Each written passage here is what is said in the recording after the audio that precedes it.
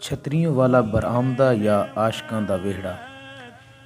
मस्जिद नबी शरीफ के अंदर ये वो बाबरकत जगह है जिसे तुर्की सल्तनत ने जब मस्जिद की तामीर की तो यहाँ पर इन्होंने छतरी नुमा बरामदा बनाया। साइडों पर बिल्कुल मस्जिद नबी शरीफ है, लेकिन ये ऊपर आपको जो जगह नज़र आ रही होगी छतरियों की, यहाँ बरामदे की छत के बजाय छतरियाँ लगा दी गई जो दिन को खुल जाती हैं और रात को समेट दी जाती हैं।